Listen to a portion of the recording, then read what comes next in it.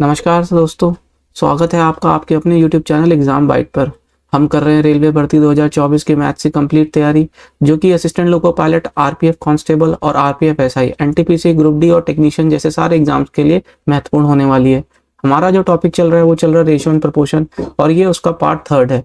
Part 1 and 2 channel पे already upload हो चुके हैं। अगर आपने वो वीडियो नहीं देखी हो तो ऊपर आई बटन पे लिंक को क्लिक करके उन वीडियोस को आप देख सकते हैं, या तो इस वीडियो के डिस्क्रिप्शन में उस प्लेलिस्ट का लिंक मिल जाएगा जहाँ पे आप सारी वीडियोस को जाकर देख सकते हैं।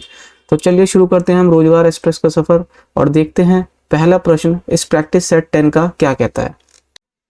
तो पहला क्वेश्चन ये कहता है कि यहाँ पे P ratio Q ratio R जो है 1/3 रेशियो 2/3 रेशियो 1/4 दे रखा है। तो जब भी इस तरीके से रेशियो दिया हो जो कि फ्रैक्शन में दिया गया हो, ये जो यहाँ पे दिया गया है P ratio Q ratio R जो है 1/3 रेशियो 2/3 रेशियो और 1/4, जब भी इस तरीके से जो रेशियो दिया जाता है तो हम उसमें क्या करते हैं, उसके अंदर जो है इनके जो डिनोमिनेटर है, इसको जो है डिनोमिनेटर है इनका एलसीएम ले लेते हैं। तो यहाँ जो एलसीएम आएगा इनके डिनोमिनेटर का वो आएगा 12। तो हम यहाँ 12 से मल्टीप्लाई कर देते हैं सब जगह। तो 12 से जब हम मल्टीप्लाई कर देंगे तो ये 4 टाइम चला जाएगा, ये 3 4 टाइम चला गया, ये 4 3 टाइम। तो जो इनका रेशियो आ जाएगा P ratio Q ratio R, वो आ जाएगा 4 रेशियो 4 2 जा 8 रेशियो 3। तो ये आ गया रेशियो 4 रेशियो 8 रेशियो 3। अब यहाँ पे Q की वैल्यू, ये जो Q की वैल्यू है ये 56 दे रखी है क्वेश्चन में। तो ये कितना है 7 गुना। तो ये P माइनस R की वैल्यू पूछ रहा है। तो P माइनस R जो है, P माइनस R जो है, इसमें जो डिफरेंस आ गया, ये डिफरेंस आ जाएगा कितना 1 का। तो 1 की वैल्यू क्या हो जाएगी हमारी, 1 की वैल्यू जो हो जाएगी वो कितनी हो जाएगी 1 इंटू 7 यानी कि 7। तो जो इसका आंसर होगा वो आंसर क्या हो जाएगा, इसका आंसर हो जाएगा ऑप्शन नंबर 3 इसका करेक्ट आंसर हो जाएगा। बढ़ते हैं अगले क्वेश्चन की तरफ। तो अगला क्वेश्चन ये कहता है कि x plus y ratio x minus y 4 ratio 1 है। तो x plus y ratio x minus y जो है वो 4/1 दे रखा है। y plus z upon y minus z जो है 5 रेशियो 1 दिया है। तो हमको x रेशियो z की वैल्यू निकालनी है। अब इधर क्रॉस मल्टीप्लाई कर लेते हैं। इसको क्रॉस मल्टीप्लाई करने से कितना हो जाएगा, इधर x प्लस वाई को 1 से इंटू करेंगे तो इतना ही आ जाएगा, ये 4x माइनस 4y। तो ये x इधर गया तो 3x, और ये 4x इधर आया तो 4y इधर आया तो 5y। तो x अपॉन y की जो वैल्यू आ जाएगी वो आ जाएगी 5/3। x अपॉन y की वैल्यू क्या आ जाएगी 5/3। इसी तरीके से यहाँ पे जब हम करेंगे क्रॉस मल्टीप्लाई तो ये कितना हो जाएगा y प्लस जेड, 1 से मल्टीप्लाई करेंगे तो इतना, तो ये 5y माइनस 5z। तो ये y जो है इधर गया तो 4y हो जाएगा, ये 5z इधर आके जाएगा तो प्लस हो जाएगा 6z। तो y अपॉन z का जो रेशियो आएगा वो 6/4। तो 2 2 जा 4, 2 3 जा 6, ये आ गया हमारा। और यहाँ पे y3 और यहाँ पे भी y3। तो x रेशियो z की जो वैल्यू आ जाएगी 5 रेशियो 2। तो आंसर जो हो जाएगा हमारा, आंसर 1 जो है इसका करेक्ट आंसर हो जाएगा 5 रेशियो 2। देखते हैं अगला क्वेश्चन क्या कहता है। अगला क्वेश्चन ये कहता है कि W की जो है वैल्यू, W अपॉन 0.8 की जो है ये प्रपोर्शन दे रखा है किसके, 9/6 के। तो हमें यहाँ W की वैल्यू को निकालना है। तो ये इसको हम सिंपली देख लेते हैं। ये यहाँ से 2 3 जा 6, 2 4 जा 8। तो W की जो वैल्यू आ जाएगी, यहाँ 3 से ये 3 3 जा 9 चला गया, तो 0.4 इंटू 3, तो ये कितना हो जाएगा हमारा 1.2। तो ऑप्शन जो हो जाएगा हमारा, ऑप्शन क्या हो जाएगा, ऑप्शन 1.2 डी, यानी कि डी कहाँ है, ऑप्शन 3 जो है सब सही आंसर हो जाएगा इसका करेक्ट आंसर, ऑप्शन नंबर 3। अगला क्वेश्चन देखते हैं। अगला क्वेश्चन क्या कहता है। अगला क्वेश्चन ये कहता है कि असम, ये 12,100 रुपए जो है ABCD में इस तरीके से बांटे जाते हैं कि A और B में जो पैसा बढ़ता है उसका अनुपात 3:4 है, B और C में जो बढ़ता है 5:6, और C और D में जो बनता है 7:8 है। तो हमने बताया था पहले ही इस लेक्चर के अंदर कि प्रीवियस पार्ट्स के अंदर ऐसे क्वेश्चन को कैसे सॉल्व करते हैं। तो जो रेशियो होता है वो उसके आगे लिख लेते हैं हम वही रेशियो।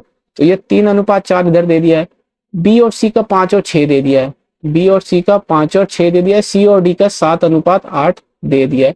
अब हमें क्या करना होता है, जो जिसके आगे या पीछे की जो डिजिट खाली होती है वही डिजिट आ जाती है। अब यहाँ पीछे खाली है 4 से, तो यहाँ सब जगह 4 आ जाएगा। ये इसके आगे खाली है तो यहाँ 5 आ जाएगा, 6 के पीछे खाली है तो 6 आ जाएगा। इसी तरीके से यहाँ 7 आ जाएगा, 7 के आगे खाली है सब जगह। तो अब ये पूछता क्या है कि फाइंड ए का शेयर, तो ए का शेयर हमें निकालना है। सबसे पहली बात, इनको हम रेशियो निकाल लेते हैं इनका, तो ये कितना आ जाएगा हमारा।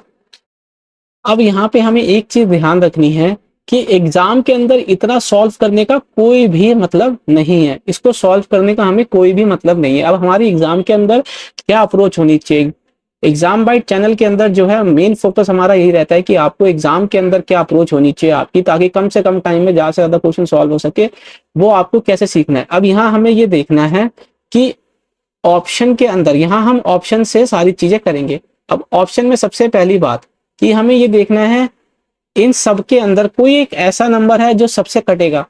3 यहाँ है तो यहाँ नहीं है, 5 यहाँ है तो यहाँ नहीं है, ये 7 यहाँ है, तीनों जगह है तो यहाँ नहीं है। इसका मतलब क्या होगा कि जो भी इनका रेशियो आएगा वो लास्ट लीस्ट वैल्यू आएगी, वो कटेगी नहीं किसी से।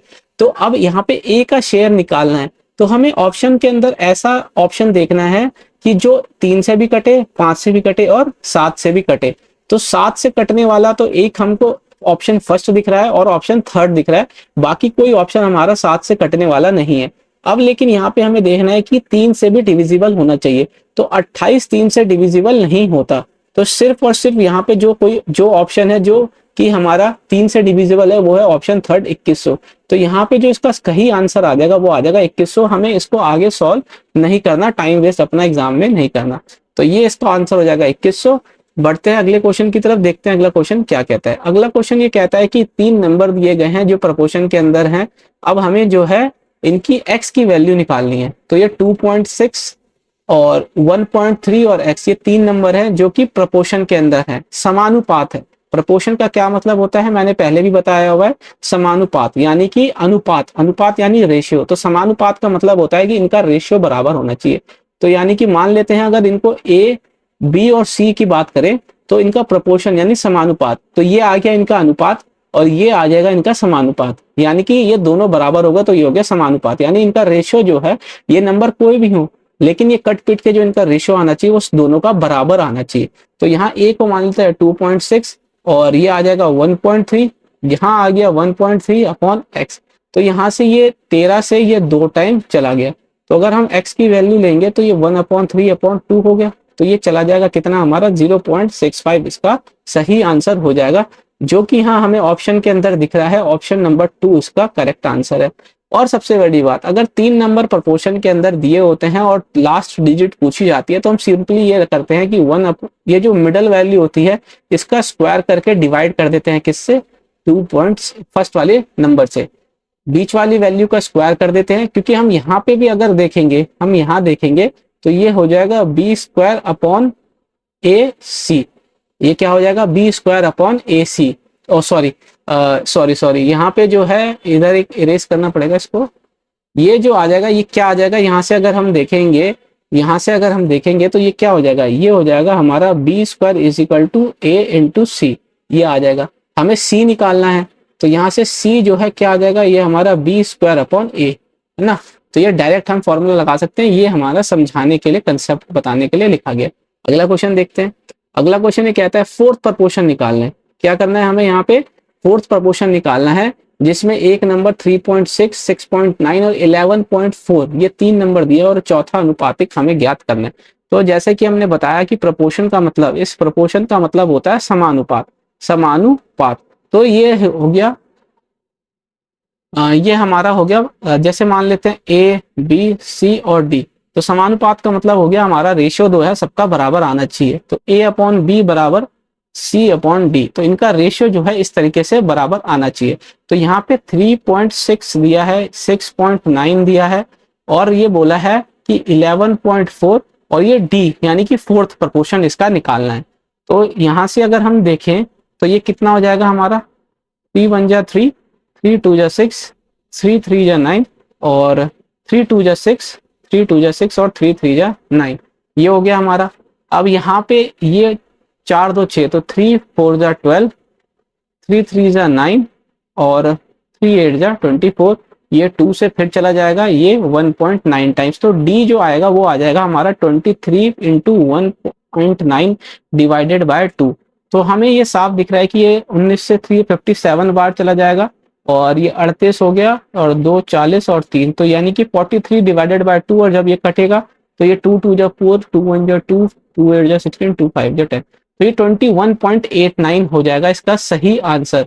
तो यहाँ जो ऑप्शन है वो क्या है, ऑप्शन नंबर, यहाँ तो डी किस ऑप्शन में है, डी है फर्स्ट में, क्योंकि यहाँ राउंड ऑफ करके बता रखा है 21.9। तो ऑप्शन नंबर फर्स्ट डी जो है वो हमारा सही हो जाएगा।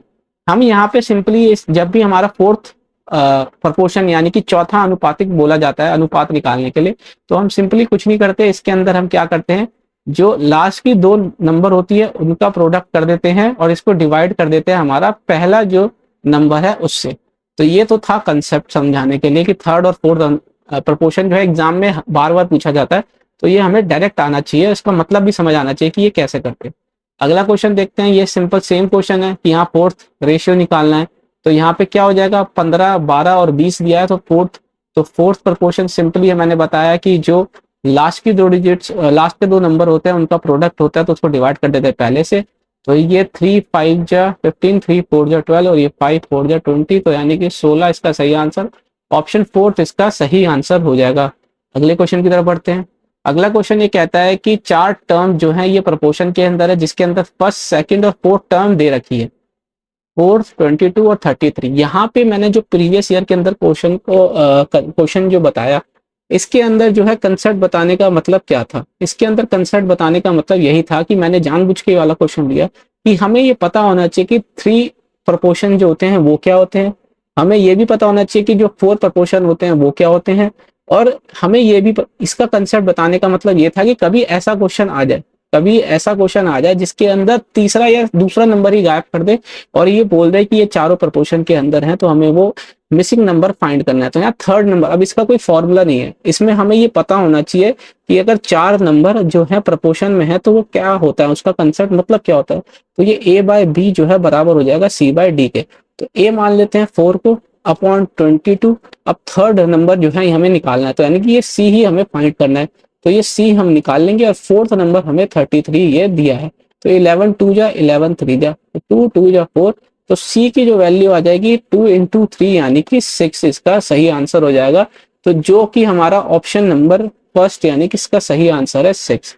तो ये कंसेप्ट जो था बताने का कि थर्ड 3 प्रपोर्शन 4 प्रपोर्शन होते क्या है, उनको लिखते क्या, उनको प्रेजेंट करने का तरीका क्या होता है, ताकि कभी सेकंड और थर्ड नंबर गायब कर दे, मिस कर दे, तो हमें उसको निकालने में पता होना चाहिए कि हमें उसको कैसे निकालना, उसका कोई फॉर्मूला नहीं होता। अगला क्वेश्चन देखते हैं, अगला क्वेश्चन क्या कहता है। अगला क्वेश्चन ये कहता है कि एक फादर ने जो है अपने 3 सन यानी रामू शामू और धामू को 7:5:9 में जो है पैसे दिए, जिसमें धामू को 120 रुपए ज्यादा मिल गए शामू से, तो रामू को कितने पैसे मिले। तो रामू शामू और धामू इनको मिला है 7:5:9 में, तो जिसमें धामू को जो है शामू से, तो यानी कि ये 4 यूनिट की वैल्यू जो है 120 दे रखी है, तो ये कितना है, ये सीधा सीधा 30 गुना है।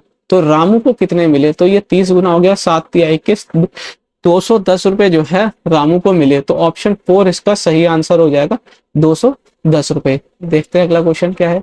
अगला क्वेश्चन यह है कि 368 को डिवाइड किया गया है 1:5:9 8:9 में, तो रुपीज बताना है कि ये कितने कितने रुपए में बटे।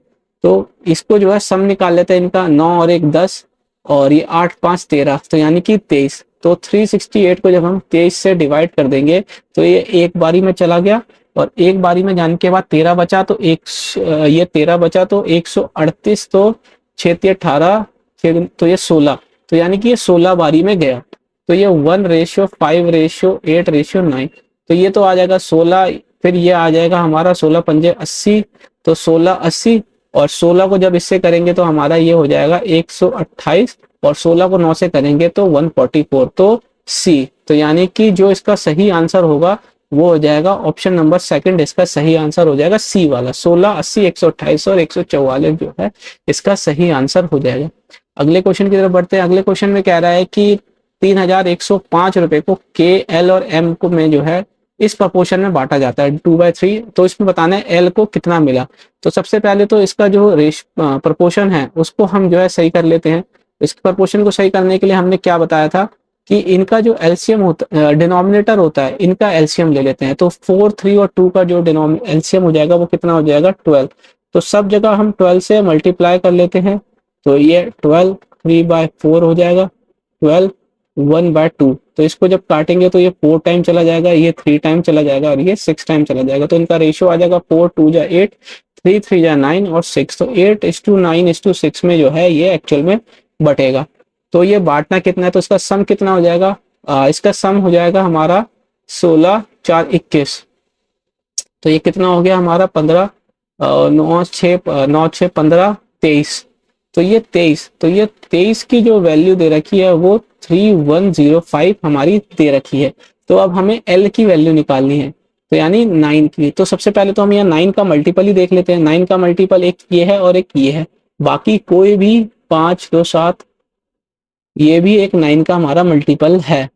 ठीक है, तो अब ये यहाँ से देख लेते हैं, ये 5 का मल्टीपल भी होना चाहिए, तीनों ही 5 के मल्टीपल हैं। तो अब इसको हम निकाल ही लेते हैं सीधा कि ये एक बारी में गया तो 23, तो 7 और 80 की बात करेंगे तो हमारा ये चला जाएगा कितना, तो ये यहाँ पे आ जाएगा 3 और इधर आ जाएगा 5, तो ये 135। तो 23 को जब 135 बारी करेंगे तो ये हमारा 3105 आ जाएगा। तो अब हमें जो निकालना है क्या है, हमें एल का निकालना है। तो इसको भी हम जो है 135 से जो है मल्टीप्लाई कर देते हैं। तो ये 9 पंजे 45, यूनिट डिजिट 5, यानी कि सी वाला ऑप्शन जो है सही हो जाएगा। तो क्या हो जाएगा हमारा ऑप्शन नंबर 3 जो है इसका करेक्ट आंसर हो जाएगा सी वाला। तो यूनिट डिजिट से निकाल लिया, हम चाहें तो आगे भी हम मल्टीप्लाई कर सकते हैं। तो ये 9 से 27 और 9 पंजे 45, 9 से 27 और एक क्या नाम है हमारा 31, तो ये 1 आ जाएगा। तो यानी कि सही है बिल्कुल, ये हमारा यूनिट डिजिट से हमने कर लिया, आगे कंटिन्यू करने की जरूरत नहीं है। अगला क्वेश्चन देखते हैं। अगला क्वेश्चन ये कहता है कि एक आदमी ने अपनी प्रॉपर्टी को अपने बच्चों में इस तरीके से डिवाइड करी, बच्चों में और वाइफ में, कि जो रेशियो था उसकी वाइफ का शेयर का उसके बेटियों के शेयर का, वो दोनों का, यानी कि जो बेटे के शेयर और वाइफ का शेयर था, और जो वाइफ का शेयर था और जो उसकी लड़कियों का शेयर था, वो दोनों ही 3:1 था। यदि बेटी को जो है 10,000 रुपए कम मिले बेटों से, यानी कि सन से, तो ये बताना है कि टोटल वर्थ यानी कि टोटल प्रॉपर्टी जो थी वो कितनी की प्रॉपर्टी थी जो उन बच्चों में या बच्चे और बीवियों में डिवाइड हुई। तो मान लेते हैं क्या, मान लेते हैं सन, वाइफ और डॉटर में उसने डिवाइड किया। सन और वाइफ का जो शेयर था वो भी 3:1 था, और जो वाइफ और डॉटर का जो शेयर था वो भी 3:1 था। तो अब यहाँ पे 1 आ जाएगा, यहाँ पे 3, तो 3 3 का 9, 1 और 3, और ये 1 आ गया। तो सन, वाइफ और डॉटर में जो रेशियो आया वो इतना आया। अभी कहता है कि जो सन से जो है डॉटर को 10,000 कम मिले, तो डॉटर हो गई ये और सन हो गया ये, तो यानी कि इन दोनों यानी 8 की वैल्यू जो है कितनी है, 10,000 है। तो यहाँ पे अब हमें निकालना किसका, 13 की वैल्यू निकालनी है। तो ये आ जाएगा 10,000/8 इंटू 13।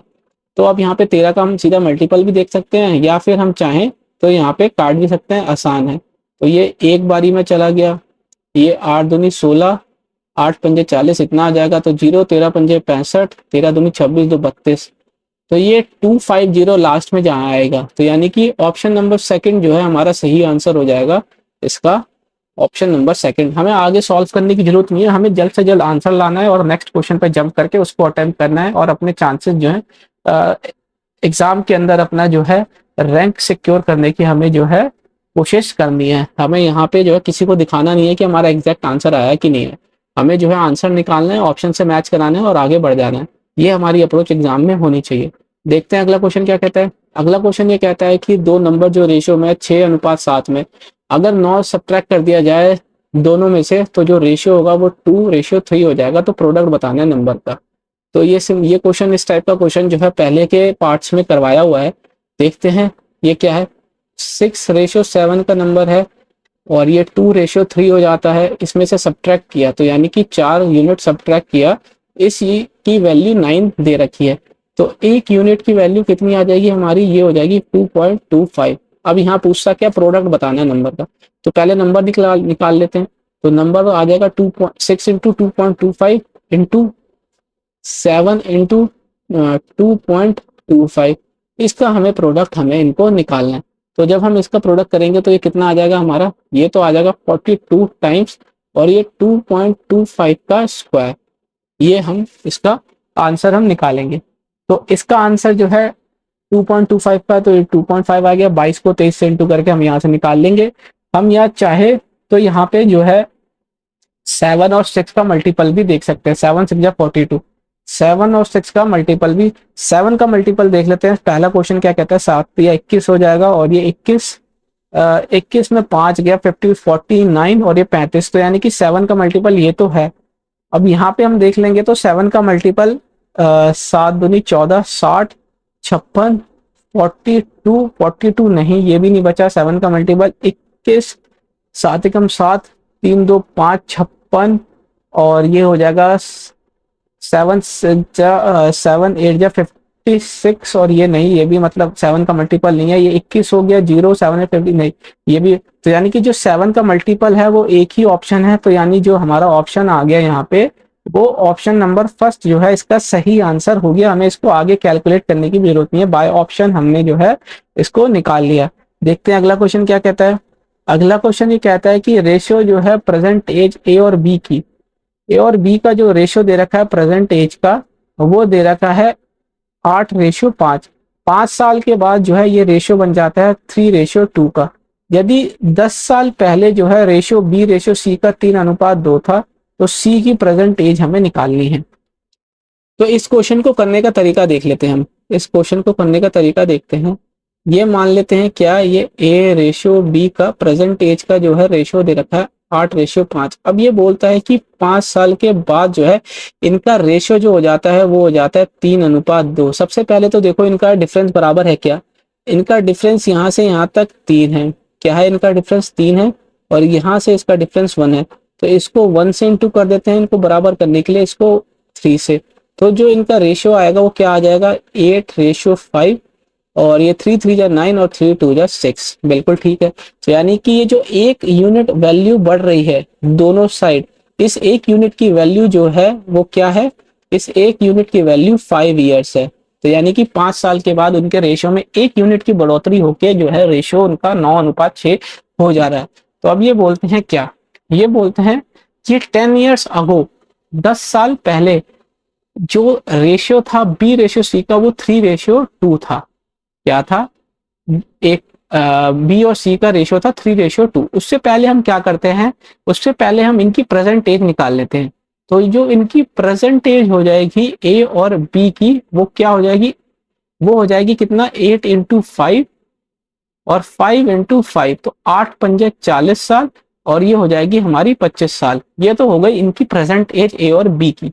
अब यहाँ पे देखते हैं कि ये क्या कहता है, पहले तो स्पेस बना लेते थोड़ा लिखने के लिए। तो यहाँ पे जो ए और बी का प्रेजेंट रेशियो आ गया, ए और बी का अगर हम बात करें तो जो प्रेजेंट एज आई इनकी, ये जो प्रेजेंट एज आ गई ए और बी की, ये कितनी आ गई, ये आ गई 40 साल और ये आ गई यहाँ 25 साल। अब ये क्या कहता है, ये कहता है कि 10 साल पहले, तो यानी कि 10 साल अगर हम पहले की बात करें तो ये कितना आ जाएगा 10 साल पहले, ये आ जाएगा इसका 15 ईयर्स, 15 ईयर्स की यहाँ हो गए 15, 10 साल पहले 15 साल की हुई। अब यहाँ पे बी और सी जो है रेशियो दे रखा है 3:2 का, तो यानी कि बी तो 3 है और जो सी है वो 2 है। तो यानी कि अब ये जो 3 की वैल्यू है वो कितना है 15, तो ये कितनी गुना है 5 गुना, 5 या 15 ये हो गई। तो सी की वैल्यू कितनी हो जाएगी 5 गुना यानी कि 10 साल। तो ये 10 साल तो उसकी वैल्यू हो गई 10 साल पहले। तो सी की अगर हम प्रेजेंट एज की बात करें तो वो कितनी हो जाएगी 10 + 10, तो यानी कि 20 ईयर्स हो जाएगी सी की प्रेजेंट वैल्यू। तो इसका जो ऑप्शन हो जाएगा करेक्ट ऑप्शन वो हो जाएगा क्या, वो हो जाएगा ऑप्शन नंबर 4, इसका सही आंसर हो जाएगा 20 साल। क्योंकि अब एक बार और देख लेते हैं क्या किया हमने। सबसे पहले हमने बी की प्रेजेंट एज निकाली, तो 8:5 और 3:2 इनका दे रखा था ए और बी का। तो यहाँ से हमने इनका रेशियो बराबर कर लिया।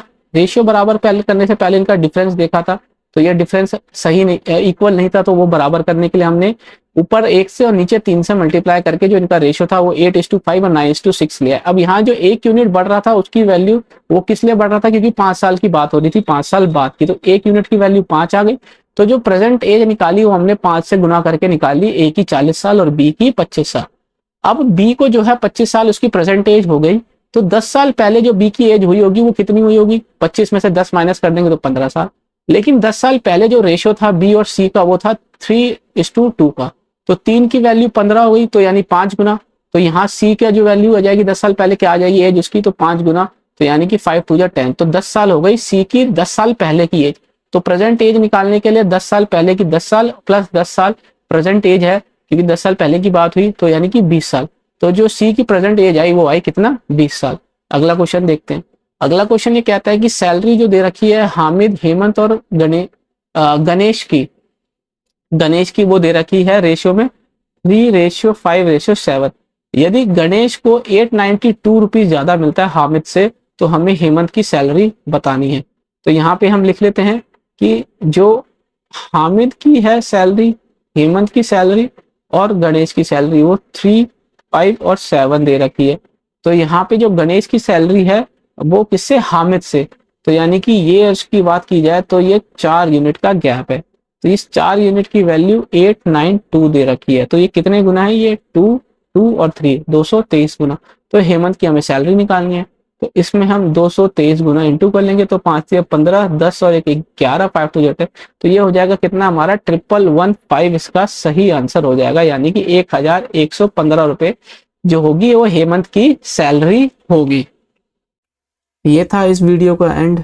आशा करता हूँ आपको सॉल्यूशंस पसंद आए होंगे। अगर सॉल्यूशंस पसंद आए होंगे तो इस वीडियो को लाइक जरूर कीजिएगा, और भी मजेदार सॉल्यूशंस और वीडियोस के लिए आप जो है चैनल को सब्सक्राइब जरूर कर लीजिएगा।